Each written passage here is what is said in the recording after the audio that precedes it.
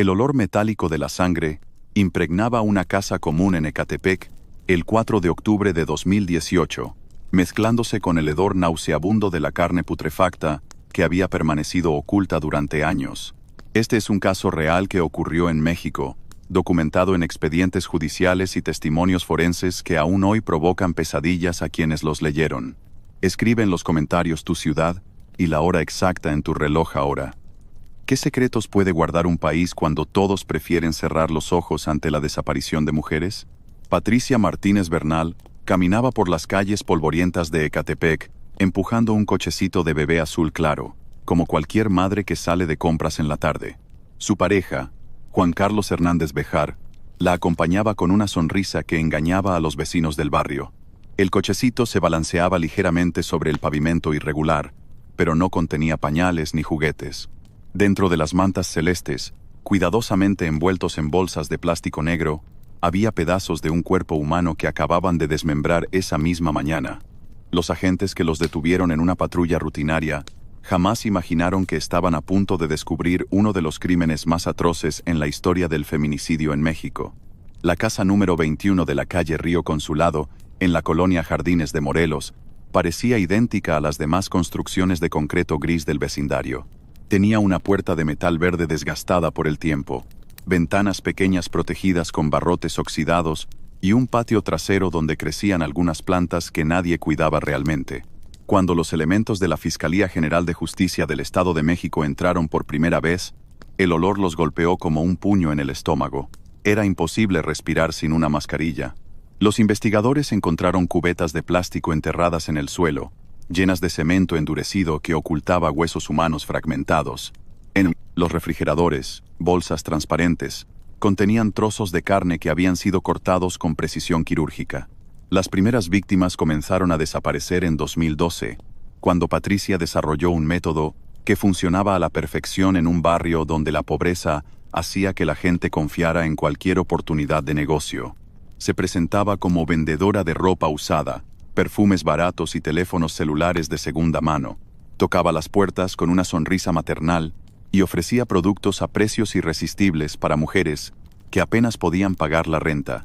«Tengo unas blusas preciosas que te van a quedar perfectas», le decía a Nancy Noemí Huitrón Solorio, una joven madre soltera que necesitaba ropa para trabajar. Nancy llevó a su bebé de 8 meses a la casa de Patricia el 15 de abril de 2016. Ninguno de los dos regresó jamás a su hogar. Juan Carlos esperaba en la sala con una cerveza en la mano y la televisión encendida para disimular los ruidos que vendrían después. Su método era siempre el mismo. Cuando Patricia convencía a las mujeres de entrar a la casa para ver la mercancía, él las sorprendía por detrás, las sometía con violencia extrema, las violaba sistemáticamente y luego las estrangulaba con sus propias manos hasta que dejaban de respirar. El proceso completo duraba entre 2 y 4 horas, dependiendo de la resistencia de cada víctima. Después, venía la parte más macabra: desmembrar los cuerpos con cuchillos de carnicería que mantenían afilados específicamente para esa tarea. Juan Carlos confesó años después que sentía una satisfacción inexplicable al cortar cada extremidad y separar la carne de los huesos. El olor metálico se intensificaba cada vez que abrían las bolsas donde guardaban los pedazos frescos. Patricia había aprendido a dividir los restos en 3 categorías: lo que podían cocinar para consumo propio, lo que serviría de alimento para los 5 perros callejeros que alimentaban en el patio trasero, y lo que debían ocultar permanentemente bajo cemento o tierra. Juan Carlos preparaba la carne humana con aceite vegetal, sal y algunas especias básicas, como si fuera res o cerdo común. Comían en silencio frente al televisor, viendo telenovelas mientras masticaban lo que una vez había sido el muslo o el brazo de una vecina del barrio. Los perros aullaban de hambre en el patio hasta que Patricia les arrojaba costillas y vísceras que ya no les servían para nada más.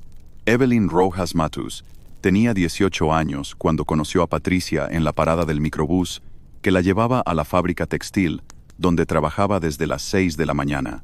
Patricia le ofreció un teléfono celular casi nuevo, por menos de la mitad del precio que cobraban en las tiendas del centro. «Ven a mi casa esta tarde. Tengo varios modelos para que escojas el que más te guste», le dijo con esa voz dulce, que había perfeccionado durante años de práctica. Evelyn llegó puntual a las 5 de la tarde del 23 de agosto de 2017, vestida con su uniforme de trabajo y cargando la mochila donde guardaba los ahorros de 3 meses de salario. Su cuerpo fue encontrado un año después en una de las cubetas de cemento, identificado únicamente por un tatuaje de mariposa que tenía en el tobillo izquierdo.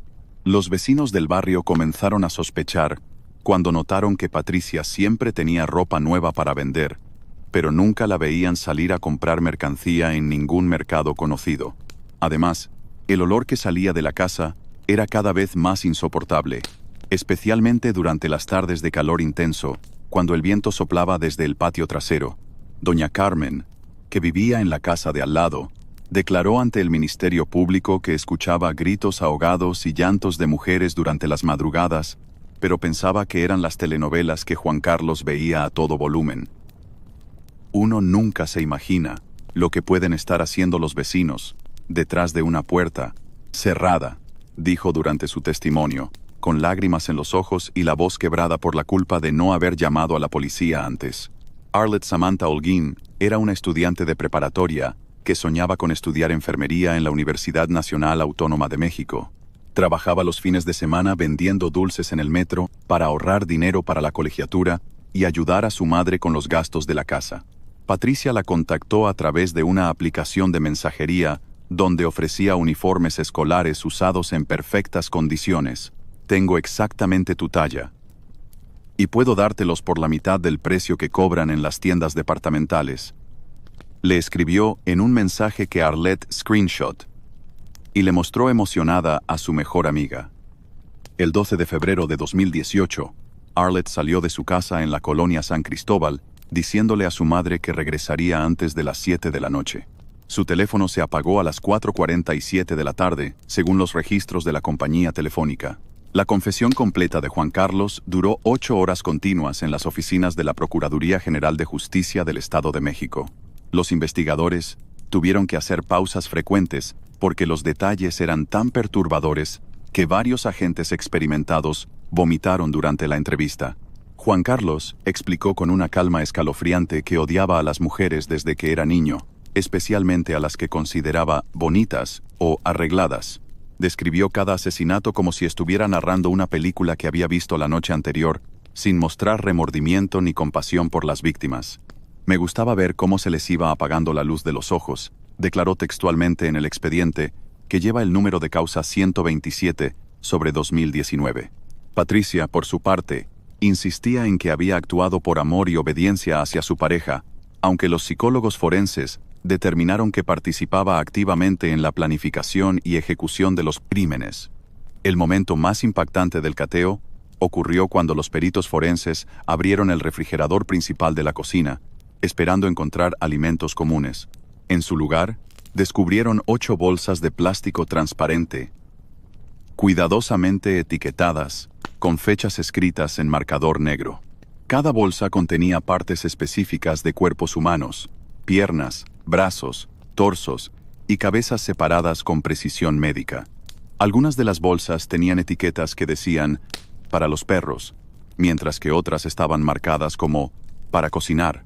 En el congelador encontraron recipientes Tupperware, con órganos internos que habían sido extraídos con herramientas quirúrgicas que Juan Carlos había robado de un hospital donde trabajó como intendente durante 6 meses en 2015.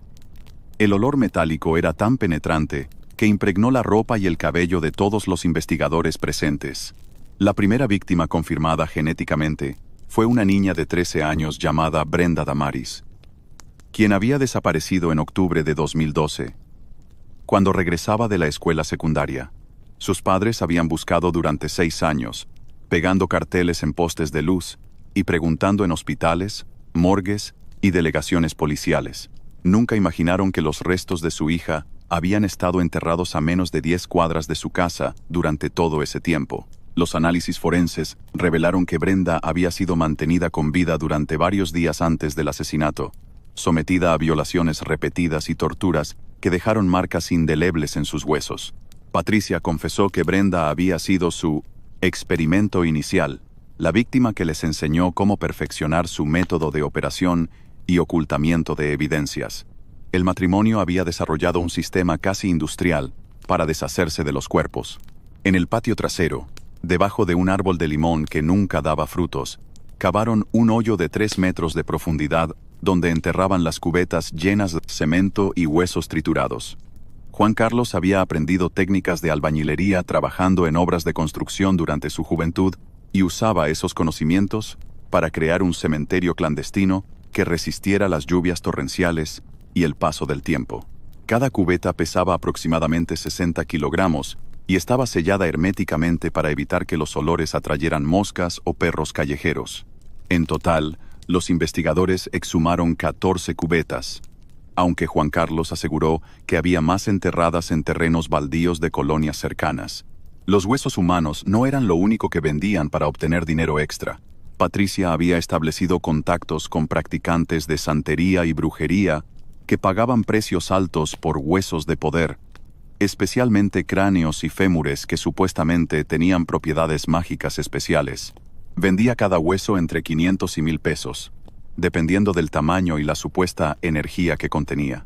Los compradores nunca preguntaban el origen de los huesos, simplemente pagaban en efectivo y se llevaban su mercancía en bolsas de papel estraza. Este negocio secundario les generaba ingresos adicionales de hasta 15,000 pesos mensuales, dinero que usaban para comprar herramientas más sofisticadas y mejorar su método de descuartizamiento. El testimonio más desgarrador fue el de la madre de Nancy, Noemí, quien había criado sola a su hija después de que el padre las abandonara cuando Nancy era bebé. Ella era mi única razón de vivir. Trabajaba en una tortillería desde las 4 de la mañana para que no le faltara nada a su bebé, declaró entre sollozos durante el juicio. Nancy tenía 22 años y había aceptado trabajar como empleada doméstica para Patricia 2 días a la semana, ganando 300 pesos por limpiar la casa y preparar comida. El último mensaje de texto que envió decía: «Mamá, Patricia me ofreció trabajo de tiempo completo. Voy a ver qué tal. Te llamo en la noche». Ese mensaje fue enviado a las 2:34 de la tarde del 15 de abril de 2016. Su teléfono se desconectó para siempre, 40 minutos después. Durante el juicio, que se extendió por 2 años y medio, la sala de audiencias del Tribunal Superior de Justicia del Estado de México se llenaba todos los días con familiares de las víctimas, periodistas, activistas feministas y curiosos que no podían creer la magnitud de los crímenes. La jueza Marcela Ríos Tobar tuvo que suspender las sesiones en múltiples ocasiones porque los detalles de los testimonios provocaban desmayos y crisis de pánico entre los asistentes. El día que se presentaron las fotografías forenses de los restos encontrados en la casa, 3 familiares de víctimas tuvieron que ser hospitalizados por ataques de ansiedad. El olor metálico que los investigadores describían una y otra vez parecía filtrarse por las paredes del juzgado, creando una atmósfera irrespirable de horror y dolor. Patricia mantenía un diario personal donde registraba detalles específicos de cada víctima: edad, peso corporal, características físicas y hasta preferencias en ropa y comida que había observado durante las conversaciones previas al asesinato. Escribía con una letra perfectamente legible y usaba diferentes colores de tinta para categorizar la información. En rojo anotaba los datos físicos, en azul las fechas importantes y en negro los métodos de eliminación del cuerpo. La última entrada del diario, fechada el 3 de octubre de 2018, decía textualmente: «Juan dice que deberíamos mudarnos a otro estado, pero yo creo que todavía podemos conseguir más clientas aquí. Las mujeres de este barrio son muy confiadas». Esa entrada fue escrita menos de 24 horas antes de su detención, con el cochecito de bebé lleno de restos humanos. El análisis psicológico forense reveló que Juan Carlos sufría de un trastorno antisocial de la personalidad combinado con sadismo sexual extremo, pero que tenía plenas facultades mentales para distinguir entre el bien y el mal. Los especialistas determinaron que sus crímenes eran premeditados y ejecutados con plena conciencia de las consecuencias. Patricia, en cambio, presentaba rasgos de codependencia patológica y síndrome de la mujer maltratada, aunque participaba activamente en la planificación de los asesinatos sin mostrar signos de coerción física. Ambos fueron declarados psicológicamente competentes para ser juzgados y responsables penalmente de todos sus actos. No había enfermedad mental que pudiera explicar o justificar la sistematización industrial de sus crímenes. Los colectivos feministas organizaron marchas multitudinarias en el centro de Ecatepec durante los meses que duró el juicio. Miles de mujeres vestidas de negro cargaron cruces rosas con los nombres de las víctimas confirmadas y caminaron en silencio hasta la puerta de la casa donde habían ocurrido los asesinatos. Colocaron flores, velas y fotografías de las mujeres desaparecidas, transformando la calle Río Consulado en un memorial improvisado que se extendía por varias cuadras. En las paredes de la casa, escribieron con aerosol rojo frases como «Aquí mataron a nuestras hermanas» y «Ni una más». La casa se convirtió en un símbolo nacional de la violencia feminicida, un recordatorio físico de la vulnerabilidad extrema que enfrentan las mujeres en los barrios marginados de México. La sentencia final se dictó el 15 de diciembre de 2021, después de que el tribunal revisara más de 3.000 páginas de expedientes, testimonios de 60 testigos y pruebas forenses que llenaron 18 cajas de evidencia. Juan Carlos Hernández Bejar fue condenado a 327 años de prisión por los delitos de feminicidio agravado, violación, trata de personas, desaparición forzada y ocultamiento de cadáveres. Patricia Martínez Bernal recibió una condena de 280 años por su participación como coautora en todos los crímenes. Ambas sentencias equivalen a cadena perpetua según el sistema judicial mexicano. El juez declaró que se trataba de crímenes de lesa humanidad que agravan la crisis de violencia contra las mujeres en nuestro país y que las condenas debían servir como precedente para casos similares. Sin embargo, el número real de víctimas sigue siendo un misterio que posiblemente nunca se resuelva por completo. Juan Carlos confesó haber asesinado a más de 20 mujeres durante los 6 años de actividad criminal, pero los investigadores solo pudieron confirmar genéticamente la identidad de 8 víctimas. Los restos encontrados estaban tan fragmentados y descompuestos que resultó imposible determinar el número exacto de personas asesinadas. En el sótano de la casa encontraron bolsas con cabello humano de diferentes colores y texturas, dientes extraídos con alicates y prendas de ropa íntima que pertenecían a al menos 12 mujeres diferentes. Cada prenda estaba cuidadosamente guardada en bolsas individuales etiquetadas con fechas, como trofeos de guerra que Juan Carlos coleccionaba para revivir sus crímenes. El olor metálico que impregnaba la casa tardó 8 meses en desaparecer por completo, a pesar de que las autoridades sellaron todas las ventanas y aplicaron químicos industriales para neutralizar los residuos orgánicos. Los vecinos que vivían en las casas adyacentes tuvieron que mudarse temporalmente porque el hedor se filtraba por las paredes de concreto y hacía imposible cocinar o dormir normalmente. La casa fue demolida por orden judicial en marzo de 2022, y el terreno se convirtió en un jardín memorial administrado por organizaciones de familiares de víctimas de feminicidio. En el centro del jardín plantaron un árbol por cada mujer identificada, con placas de bronce que llevan sus nombres y edades. Los archivos del caso permanecen clasificados en los sótanos de la Procuraduría General de Justicia del Estado de México, guardados en cajas selladas que requieren autorización especial para ser consultadas. Los investigadores que trabajaron en el caso recibieron apoyo psicológico obligatorio durante meses, y varios solicitaron traslados a otras áreas porque no podían superar las imágenes que habían visto. El perito forense que realizó las primeras necropsias desarrolló trastorno de estrés postraumático y tuvo que tomar licencia médica por un año completo. Es imposible borrar de la memoria las cosas que vimos en esa casa, declaró en una entrevista anónima años después del juicio.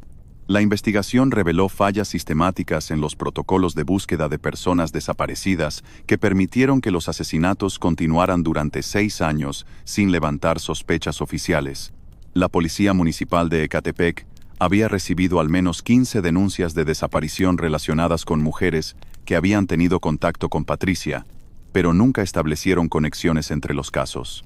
Los expedientes se archivaban rutinariamente después de 48 horas sin investigación real, siguiendo la práctica común de asumir que las mujeres jóvenes se habían ido con el novio o se habían mudado a Estados Unidos. Esta negligencia institucionalizada costó la vida de al menos 13 mujeres que podrían haber sido salvadas si las autoridades hubieran actuado con la debida diligencia. El caso de los monstruos de Ecatepec se convirtió en un punto de inflexión para el movimiento feminista mexicano y obligó al gobierno a implementar protocolos más estrictos para la investigación de desapariciones de mujeres.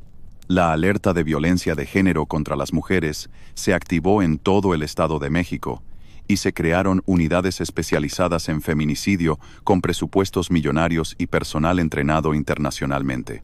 Sin embargo, las estadísticas muestran que los asesinatos de mujeres siguen aumentando año tras año, especialmente en municipios marginados donde la pobreza hace que las víctimas potenciales sean más vulnerables a engaños como los que usaba Patricia.